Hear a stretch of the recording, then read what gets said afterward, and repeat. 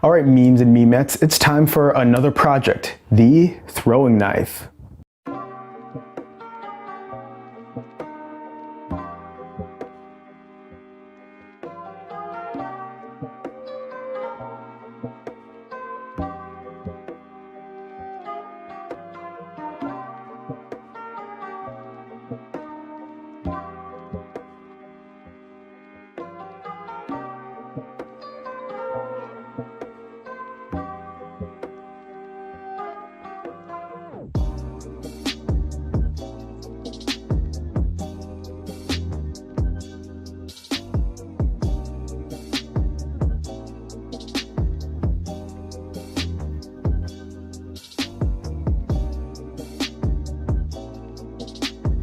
So, if you don't know, a throwing knife is a small knife that's built to be thrown, obviously. In Airsoft, there are Airsoft knives, but I'm not sure if anyone's ever made a knife specifically made for throwing. In fact, I own two knives, which I have here. Here is the more basic, bayonet style throwing knife, or not throwing knife, sorry, regular knife. It's quite large. The blade is made of a pliable rubber, and the handle is hard plastic. This is my new knife. It's a karambit. It's actually made by Cold Steel. It's not necessarily built for airsoft. It's actually a training knife. So the rubber is harder, but it's not pointed, and of course the handle is also plastic. So the problem with these, why I would never take one of these and throw them at someone, is because they're much too hard, especially the plastic here. If you got hit with the plastic on this, or even the rubber on the knife like here in the head, or even in the chest or the arm, it's gonna hurt a lot, and I'm all about safety when I go and play my shooting sports. Besides that, airsoft knives are quite a bit larger than your standard throwing knife. So I gotta build a knife that will not hurt you no matter what side of it hits you on, and is smaller than one of these. In order to do that, I'm going to build the knives completely out of craft foam. This is just a few millimeters thick, and it's a little dense, but it's very soft, and it's also extremely light, so being hit by this will not hurt at all. After I finish the build with the foam, of course I'm going to give it a nice paint job, and then we'll see where we go from there. So the first thing you got to do is you need some sort of stencil. You can either draw this, you can find them online. What I did is I just went on Amazon and searched up throwing knives until I found one that I liked the design of. Personally, what I wanted a throwing knife with two sharp blades. A lot of them only have one blade, so you don't have to worry about cutting yourself by throwing from the blade. But I just like the look of one with two blades, and in airsoft, they're not going to be sharp anyway, so it doesn't matter. After I found the knife I wanted, I just grabbed it, brought it into Microsoft Word or your favorite photo editing software. I turned it gray and made it much less opaque, so just kind of like a light gray on the paper. I then printed it off on some cardstock meant for business cards, and then cut it out very carefully using an X-Acto knife. As you can see here, I've made a few changes from the original design. First thing is I filled in all the holes in the knife. Not that I didn't like the look of the holes, but because this thing's already going to be made out of a super light foam, I want to conserve as much weight as possible by keeping the holes filled. The second thing is on the real model, the bevel is very thin and close to the edge, and I want a more visible bevel. So I'm going to attempt to bevel it in to where you see this triangle, that'd be solid, and up here the blade would be beveled. After that, the next step is simply tracing it onto the foam a few times like this, and cutting it out with an X-Acto knife. So let's get into that. One thing I forgot to mention is I bought this roll of 2mm craft foam, which is different from the foam. It's much thinner than the foam I'm going to be building the knife out of. I bought it because I wanted to wrap the handles of the knife with more foam, like paracord, so I need some thin foam to do that. So the first thing I do is I cut off really long strips of this. Next, I begin the process of tracing the stencil and cutting. So here I'm using a mechanical pencil to trace, but I soon realized that it's much more effective just to use the tip of the pencil without actually having any lead coming out of it, to just do a light trace, and then after you get rid of the stencil, go down a little heavier before I attempt to cut. Before I was using the pencil with the lead, and the lead kept breaking, and also you can't really draw onto the foam because it's black, and so it wasn't being super useful. When it comes to cutting, the X-Acto knife really cuts to the top half of the foam, I would say, a lot better than the bottom half. It's more ripping. So having the chasm that you create with the pencil really helps, but still the bottom half is usually like angled and torn up, and it looks a lot worse than the top does when you finish cutting. The thing is, just be patient and take your time, but even with that, you're doing things by hand.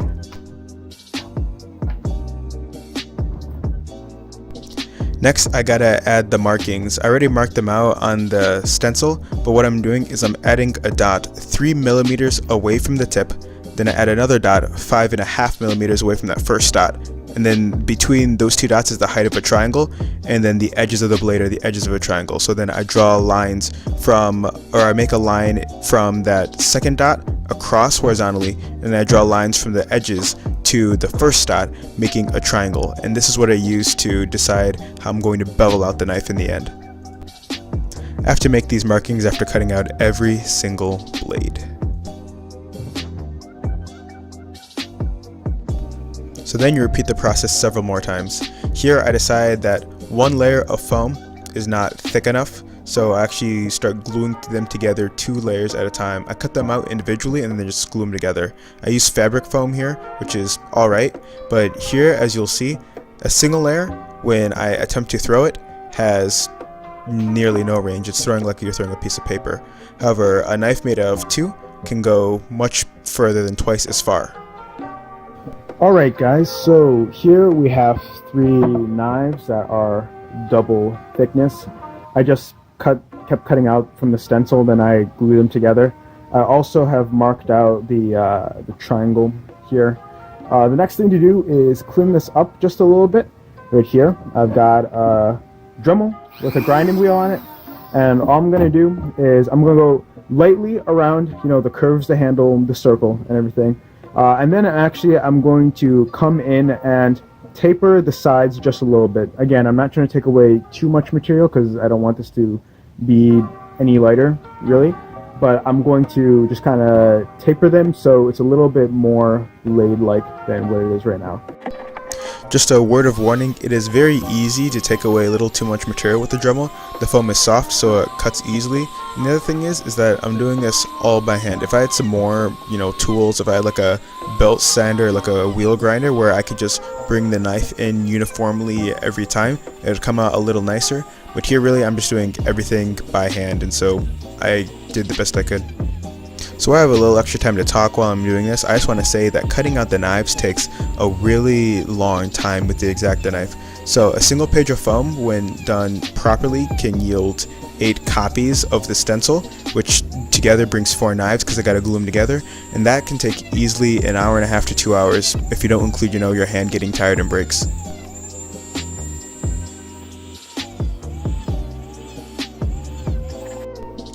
After I Dremel out the knives to a place where I'm happy, I noticed that on them a lot of the tips started separating, so all I did was I grabbed some super glue, glued the tips together, and then let them sit for a few minutes. Now I am finally ready to add the handles. So I just grab a handful of all those strips of 2mm foam, the fabric glue, and of course the super glue, and I begin wrapping. What I do to start, I used way too much fabric glue, but I start by adding maybe a line of fabric glue just along one side. This first knife I do 4, but I end up realizing I only need to do 1.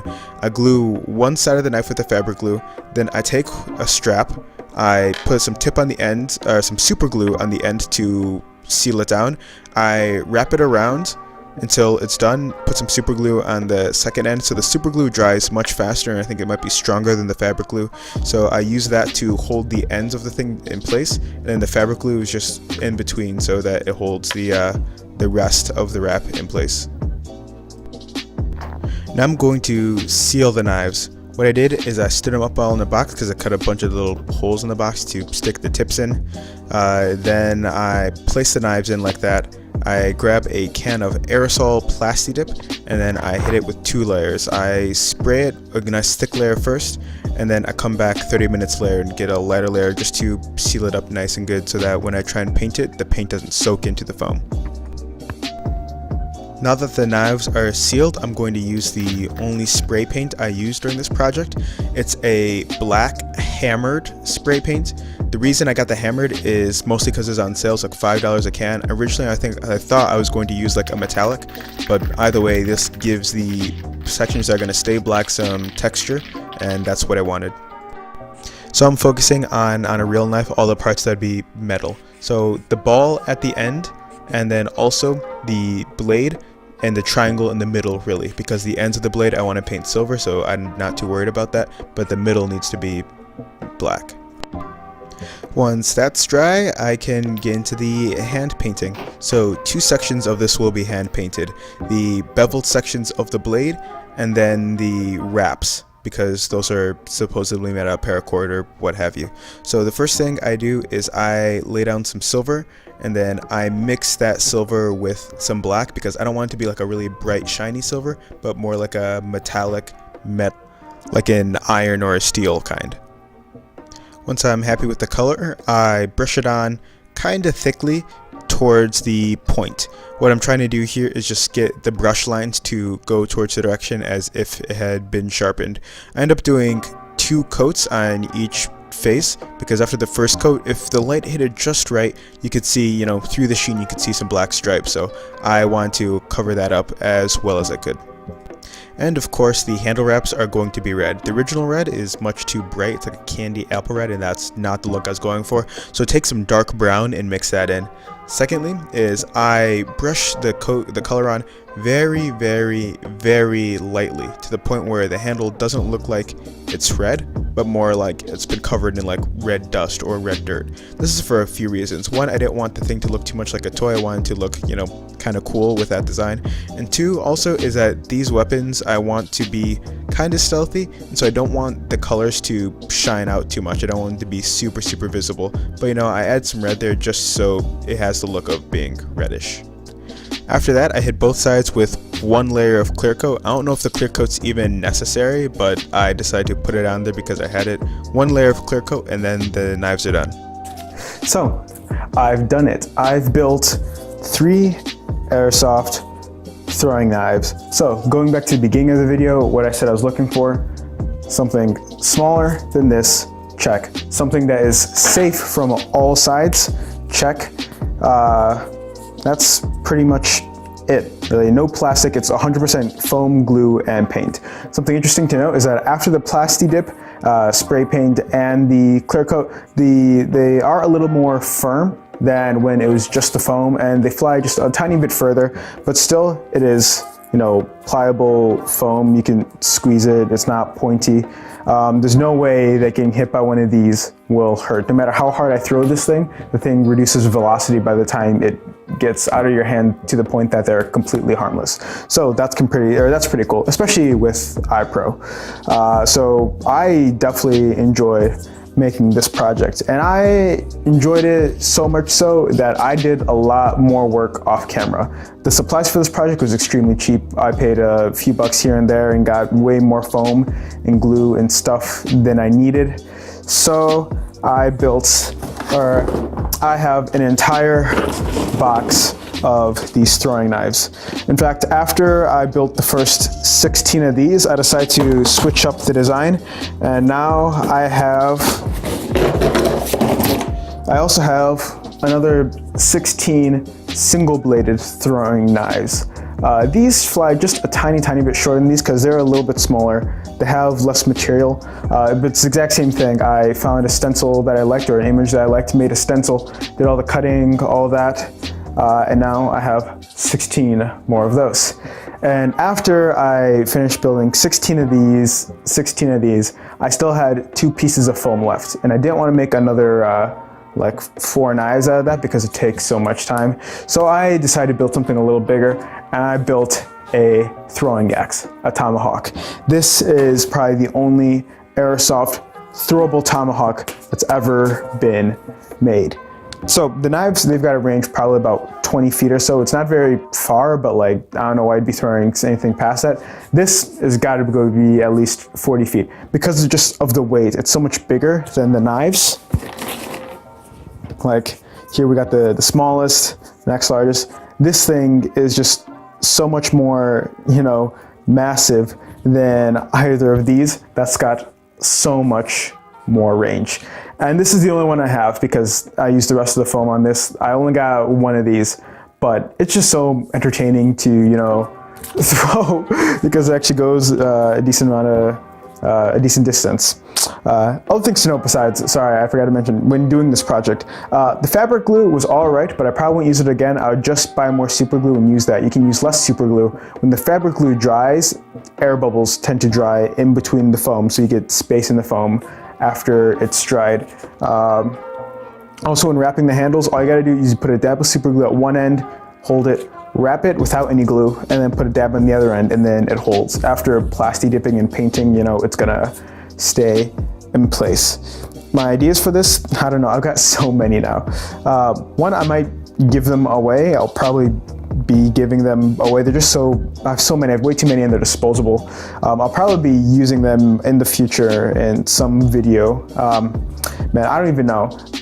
Today is like, it's January, it's near the end of January, and by the time this video goes up, it might be April, May. So I might have already given the knives away. I might still have a bunch, who knows. Give me ideas for what to do with these in the comments, please. If you like this kind of thing, leave a like, leave a comment, leave a sub, and I'll see you in the next one. Peace.